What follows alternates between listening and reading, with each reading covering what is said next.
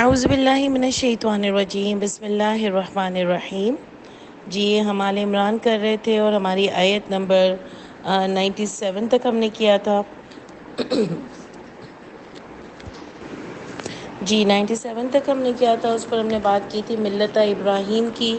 ملت ابراہیم کی ہماری بات ہوئی تھی اور مقام ابراہیم کی بات ہوئی تھی۔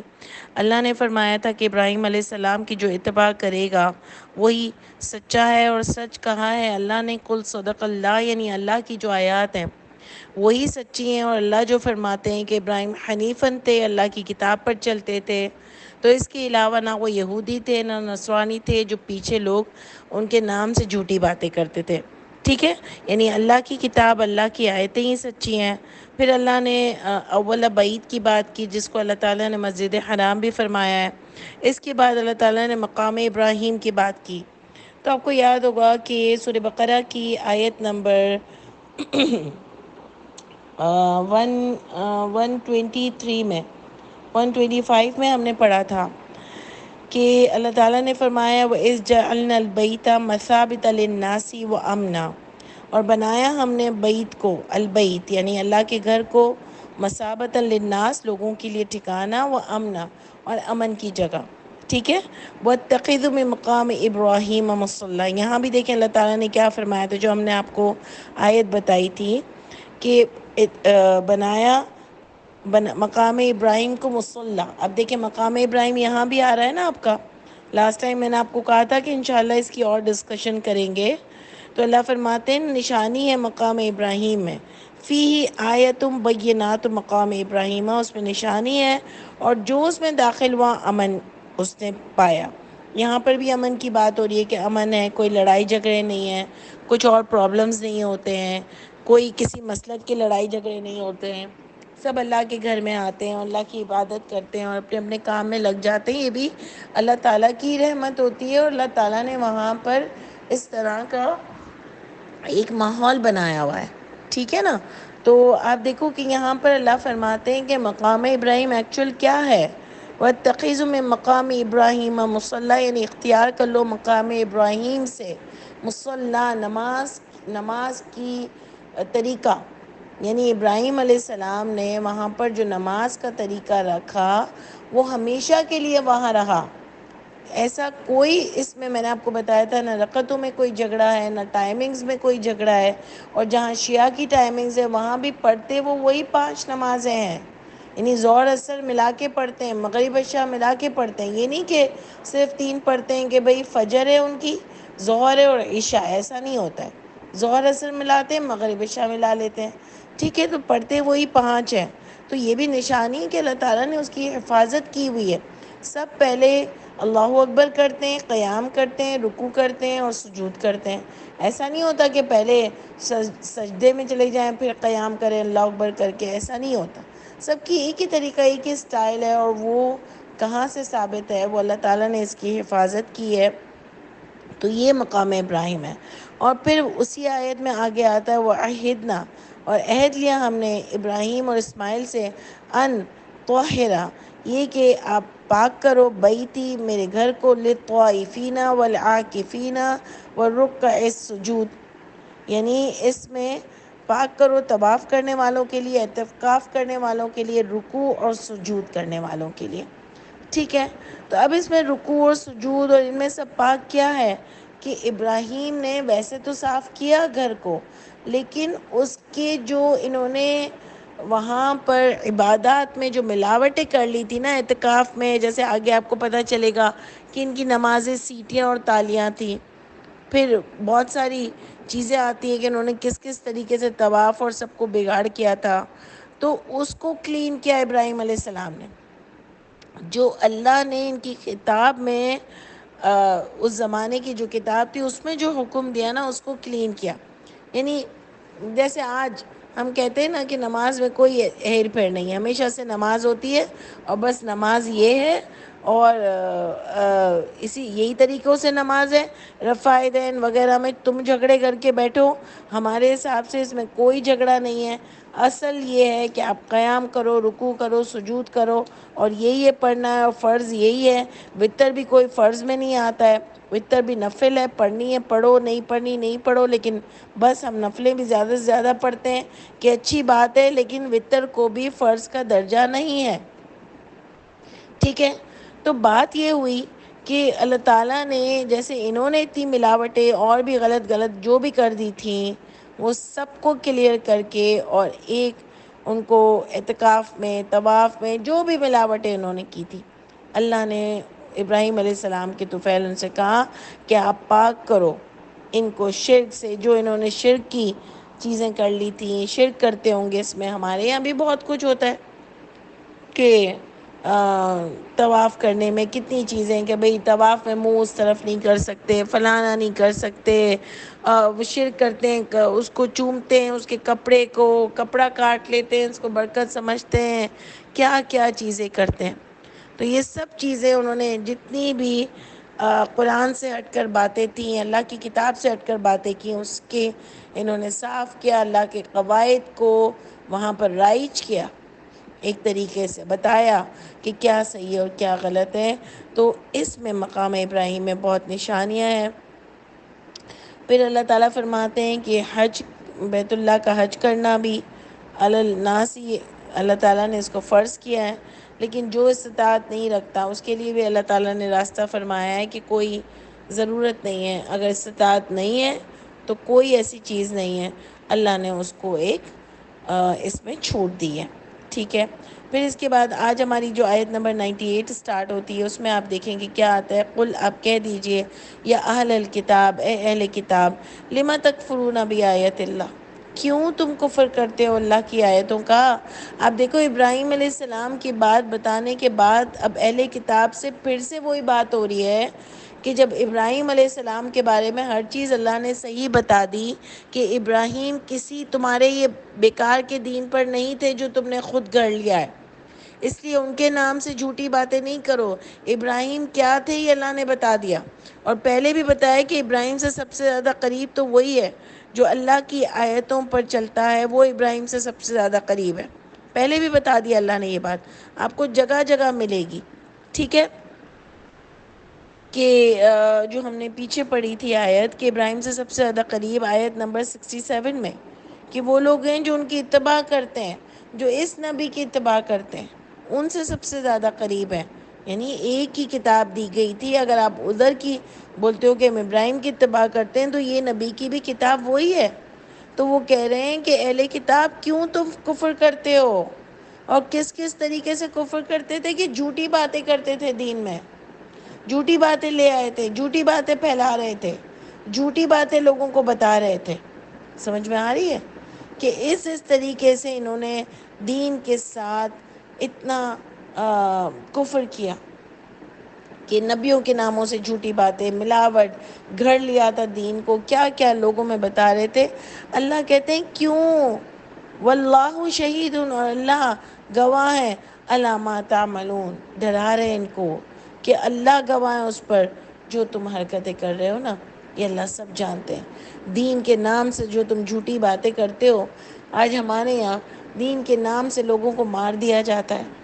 آپ سوچو یہ کہ اللہ نہیں دیکھ رہے کہ تم کتنے بڑے شیطان بن چکے ہو، کہ اگر تم شیعوں کو بھی دین کے نام پر جھوٹا مار رہے ہو تو کیا تم کو کھلی چھٹی تھی کسی بھی انسان کو جھوٹا مارنے کی، دین کے نام کو مارنے کی؟ تم کون سے بالکل صحیح دین پر ہو؟ کیا سب ایک دوسرے کا اس طرح سے قتل کر دیں گے؟ یہ تمہارے ہاتھ میں اللہ تعالیٰ نے دیا تھا. نبی صلی اللہ علیہ وآلہ وسلم کے زمانے میں کبھی یہ نان مسلمز کو، کبھی یہ جو دین کے نام پر جھوٹی باتیں کرتے تھے، ان کو کبھی قتل نہیں کیا گیا. نبی کریم صلی اللہ علیہ وسلم کے بارے میں کتنی غلط باتیں کرتے تھے، مسلمان ہوتے ہوئے کبھی ان کو قتل نہیں کیا گیا. تو کیا یہ انسانوں کے ہاتھوں میں جانور بن گئے ہو تم لوگ سب کچھ؟ کیا اللہ تعالیٰ نہیں دیکھ رہے؟ اس کی ایسی بری سزا ملے گی نا کہ بربادی دنیا اور آخرت میں تمہارا مقدر نہیں بنے گی اگر ابھی بھی تم نہ سدھرے تو. کہ کس طریقے سے لوگوں کو مارا جا رہا ہے، مسلمان کس طرح سے مار رہا ہے. آپ فلسطین کی بات کرتے ہو، اس پر تو سب کو سزا ہونے والی ہے. جو بڑے بیٹھے ہیں نا، کیونکہ وہاں تو ہمارے ہاتھ میں تو کچھ نہیں ہے، یہ جو بڑے مسلمانوں کے بیٹھے ہیں کچھ نہیں کر رہے نا، یہ اپنے نام پر، یہ اپنے ہاتھوں میں خون لکھوا رہے ہیں.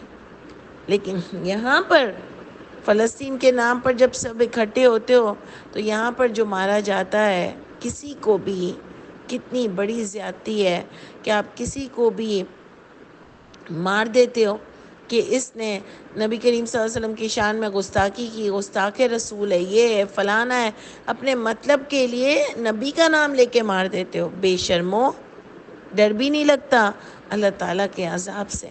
تو جو اس طرح کی حرکتیں کرتا ہے وہ بھگتے گا۔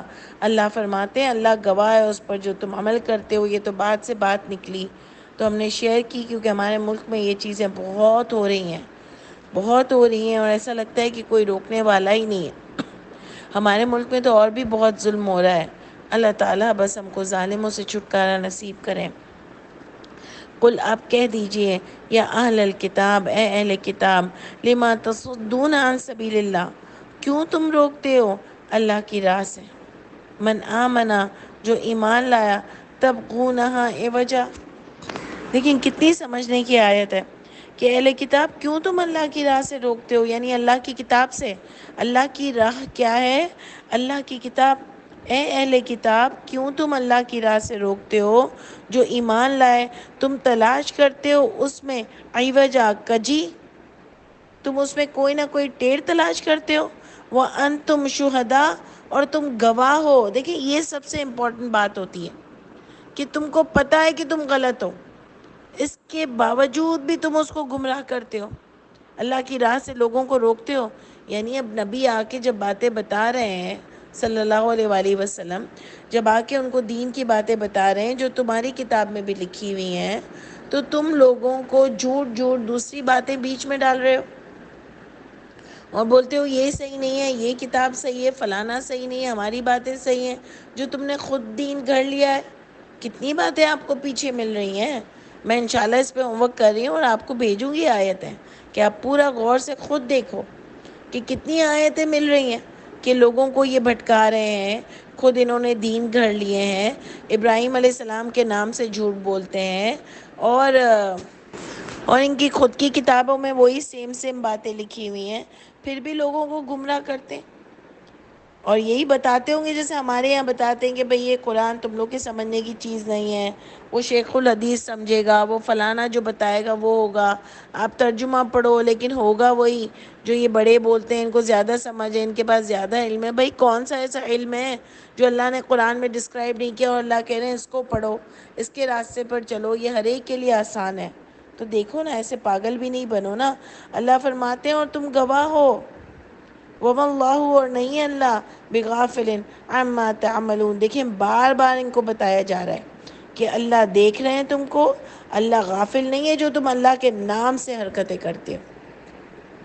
یعنی تمہیں پتہ بھی ہے کہ جو نبی بتا رہے ہیں وہی تمہاری کتاب میں بھی لکھا ہوا ہے، اس کے باوجود بھی تم نہیں مان رہے اور تم پھر رہے ہو اس بات سے۔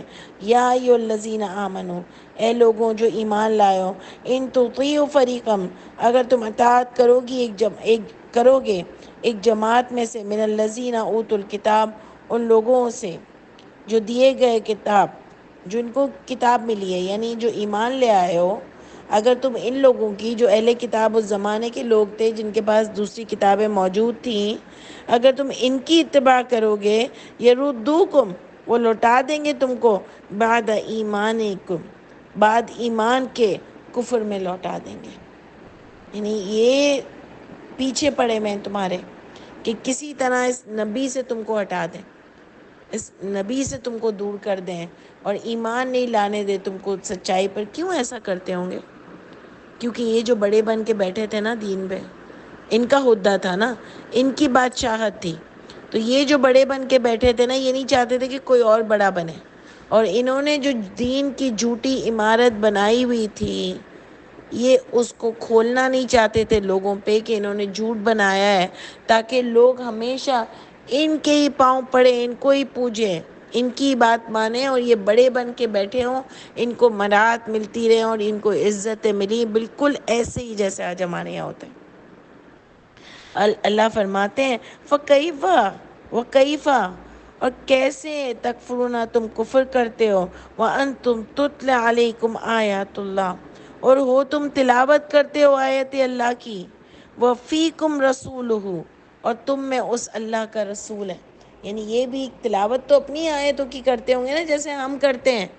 تلاوت تو حدیثوں کی نہیں ہوتی، دوسری کتابوں کی نہیں ہوتی. گھڑ لیا ہے انہوں نے دین کو کس طرح، جیسے ہم نے گھڑ لیا ہے نبی کے نام سے جھوٹی باتیں کر کے. تو تلاوت کرتے ہو تم، کیسے کفر کرتے ہو؟ تمہیں ڈر نہیں لگتا کہ آیتیں جو تم نماز میں پڑھتے ہو، جو تم ختم پہ ختم کیے جا رہے ہو، اس میں وہ ہٹ کے تم اس کے علاوہ دوسری باتیں کرتے ہو، ان کی کیوں تلاوت نہیں کرتے نماز میں اور سب میں؟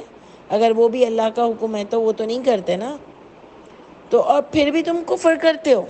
اللہ کہہ رہے ہیں حالانکہ تم تلاوت کرتے ہو تم تلاوت کرتے ہو، تم پر پڑھی جاتی ہیں آیتیں اللہ کی، اور تم میں رسول بھی موجود ہے.